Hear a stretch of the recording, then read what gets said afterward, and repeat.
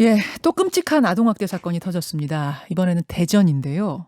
지난 9일 아이스박스에서 생후 20개월 된 아이의 시신이 발견이 된 겁니다. 신고를 한 사람은 아이의 외할머니. 어떻게 된 건가 봤더니 아기 아빠가 아기가 칭얼댄다고 이불로 덮고 마구 때렸답니다. 아기가 숨지자 아기 엄마가 시신을 아이스박스에 넣어서 화장실 구석에다가 놔뒀습니다. 그렇게 3주가 흘렀고요. 아기가 통 안 보이는 걸 수상히 여긴 외할머니가 추궁을 하자 결국 엄마는 자백을 한 겁니다. 아기 엄마는 현장 체포, 아기 아빠는 도주를 했는데 어제 저녁에 체포가 됐습니다. 어떻게 20개월 아기를 때려 숨지게 하는지, 또 그 아기를 어떻게 아이스박스에 담아둘 생각을 하는지, 이 엽기적인 상황을 좀 분석해 보겠습니다. 경기대 범죄심리학과 이수정 교수 연결해 보죠. 이수정 교수님 나와 계세요. 네네, 네. 참 도대체 아동학대가 어디까지 잔인해질 건지 저는 이게 참 가늠이 안 되네요. 이 사건 딱 듣고는 어떠셨어요?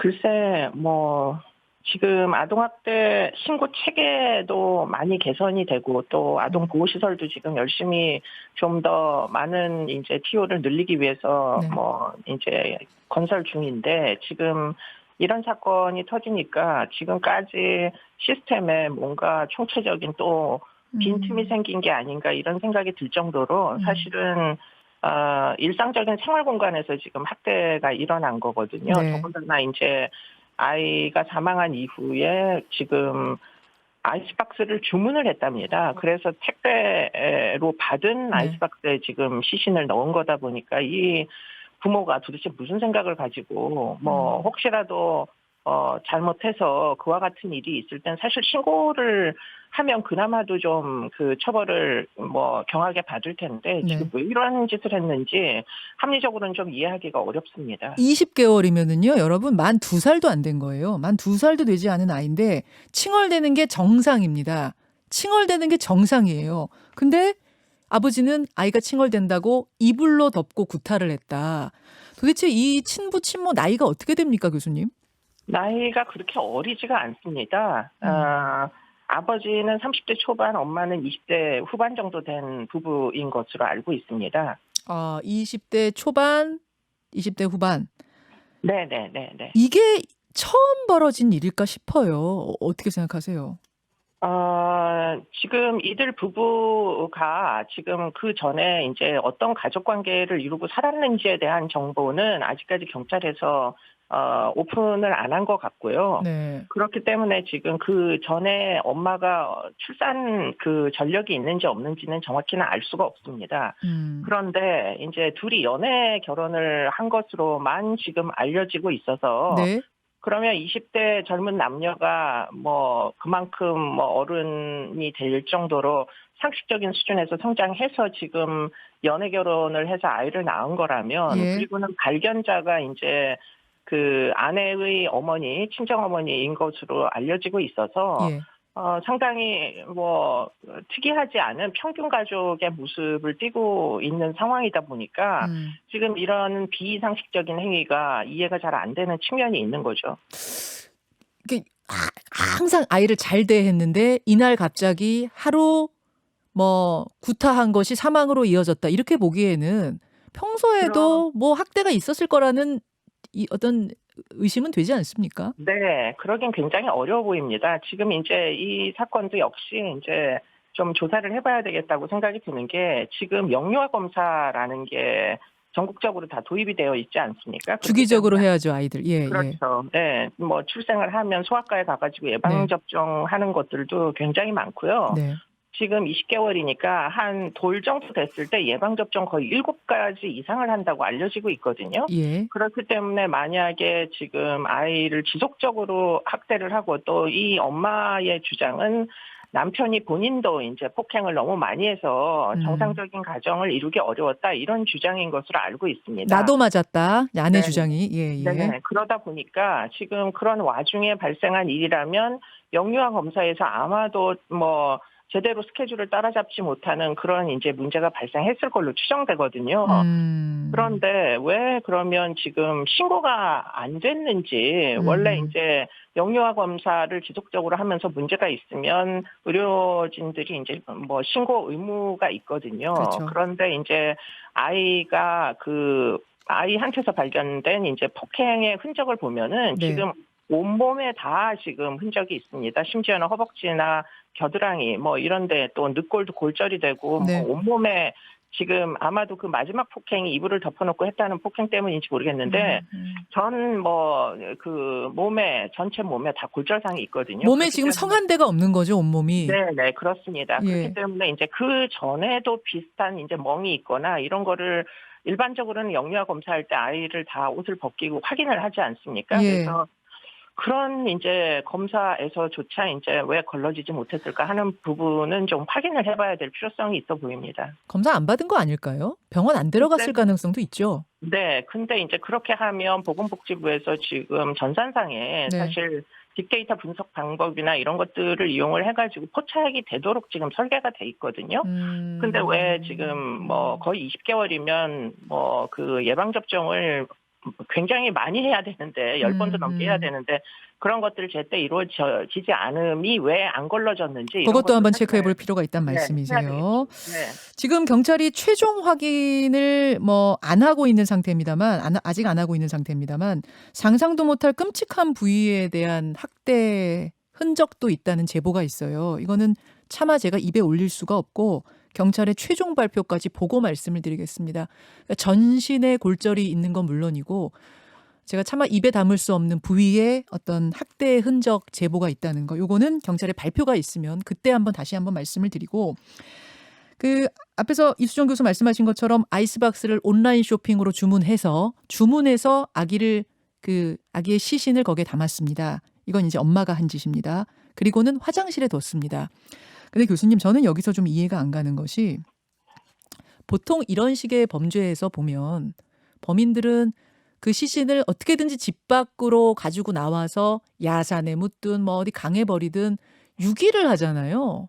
그렇죠. 그러니까 얘는 아기가 조그만한 아기인데 이 아기를 밖으로 가져가지 않고 집 안에 아이스박스에 담아서 화장실에 뒀다. 3주나. 이건 어떤 의도로 보세요? 글쎄 뭐 지금 정확하게 그 양쪽의 진술이 엄마 아빠의 모든 진술이 다 나온 게 아니어 가지고 네.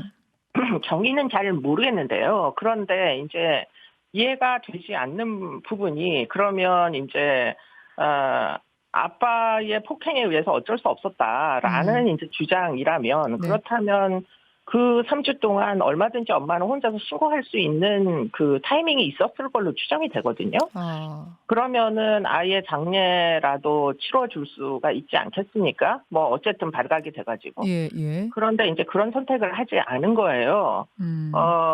뭐 처음에 아이가 사망한 이후에 뭐 아이의 시신을 처리하는 데 의견 합치를 보지 못한 채 결국에는 뭐 아이스박스를 주문을 했다손 치더라도 그 네. 이후에도 사실 신고할 수 있는 그 여유 시간이 있단 말이죠. 그렇기 예, 때문에 예. 이 사건은 부부가 일단은 신고를 하지 않기로 나름대로 뭐 무언의 합의를 하지 않고는 지금 일어나기가 어려워서 지금 이게 학대에 아버지의 폭행만 있었던 건지 아니면은 엄마도 공범으로서 뭐 깊숙하게 가담을 한 건지 엄마는 지금 전혀 때리지 않았다 이런 주장인 걸로 알고 있는데요. 나는 전혀 때리지 않았고 나도 가정폭력을 당했기 때문에 아이가 죽었을 때 신고 못한 거다라는 게 지금 엄마 입장이긴 한데. 그렇습니다. 그런데 이 엄마가 딱히 무슨 지적장애가 있거나 이런 것도 아니라고 예, 하니까 예. 상식적으로 한국에서 20년 이상 성장한 성인 여성이 예. 지금 이런 상황에서 어떻게 행동해야 되는지 몰랐을 리 없거든요. 그렇기 때문에 신고를 같이 안 하고 시신을 화장실 안에다가 계속 두고 뭐 부패는 어느 정도는 지금 아이스박스니까 냄새가 나거나 이런 것들은 막을 수 있었겠지만 어쨌든 굉장히 좀 불편한 상황에서 네. 왜 이렇게 아무런 뭐 합리적 대응을 안 했는지 그래서 결국에는 지금 상당 부분 폭행에 가담했던 거 아닌가 이런 엄마도. 생각도 들고요. 예. 그리고는 지금 그 외에도 의심할 대목이 꽤 많은 사건이 아닌가 싶습니다. 교수님께서는 이 부분을 주목하신다고 제가 들었어요. 이 부부가 혼인신고를 하지 않은 채 동거를 하는 상태였습니다. 그러니까 사실혼 상태인 거죠. 이 부분을 가장 중요하게 들여다본다. 이게 무슨 말씀이실까요? 그러니까 지금 이제 그 충청 지방지에 올라온 기사 내용하고 지금 이런 이제 그 관계에 대한 문제 이런 거를 좀 고민을 한번 해봐야 되겠다 이런 생각이 들고요. 예. 지금 둘이 뭐 어떤 부적절한 이제 동거를 시작을 하고 임신 출산을 했는데 이 친구들이 사실은 경제 활동을 딱히 뭐 제대로 한 거로는 확인이 안 되니까 그러면은 그런 것들을 사이버 공간상에서 이제 금전 거래가 되는 그런 이제 어떤 생계 수단을 선택을 했다면 그렇다면 지금 아마 디지털 포렌식이 필요한 뭐 사진이나 영상 같은 게 혹시 남아있는 건 아닌지 그런 게 걱정이 된다는 거죠. 그렇기 때문에 지금. 잠깐만요. 저는 지금 이게 무슨 말씀인지 잘 이해가 안 가는데. 네. 그러니까 다른 어떤 돈 버는 경제 활동을 한 게 없는 걸로 드러나는 사실혼 부부다. 네네. 그 얘기고 그럼 아기를 이용해서 뭔가 온라인으로 할 수 있는 불법적인 행위를 했을 가능성을 말씀하시는 거예요? 네, 그렇습니다. 그렇기 때문에 지금 뭐 손정우 사건에서 사실 그런 선례가 없었던 게 아니거든요. 그러다 보니까 지금 충청 일간지에서 의심하는 그 이제 아이의 몸에 남은 상은 하고 지금 이 부부가 어떻게 그 생활을 해왔는지 그리고 이 부부가 만나게 된 경위도 온라인상에서 만난 건 아닌지 이런 것들을 모두 지금 총체적으로 수사를 해봐야 되는 상황 아닌가 싶습니다. 혹시라도 남아있는 이 피학대 아동의 사진이나 영상 같은 것들이 온라인에 떠돌아다니는지 이것도 확인을 해봐야 되겠죠. 알겠습니다. 이게 참 너무도 엽기적인 사건이고 잘 믿어지지가 않는 사건입니다. 근데 교수님 지금 말씀하신 부분들까지 어떤 온라인 범죄로까지 연결된 부분은 없는지 그냥 아이 숨졌어, 부모 잡혔어, 그러니 처벌받고 이게 아니라 그 이상의 무언가는 없는지까지 반드시 짚어보고 넘어가야 된다. 그 부분을 마지막으로 짚어주셨어요. 여기까지 말씀 듣고 수사 속보가 들어오는 대로 더 전하기로 하겠습니다. 교수님 고맙습니다. 네, 고맙습니다. 경기대학교 범죄심리학과 이수정 교수였습니다. 김현정의 뉴스쇼는 청취자 여러분의 참여로 이루어집니다. 트위터, 페이스북, 레인보우 게시판, 그리고 단문 50원, 장문 100원의 유료 문자 샵 1212, 우물정 1212 통해 참여하실 수 있습니다. 김현정의 뉴스쇼, 여러분과 함께 만듭니다.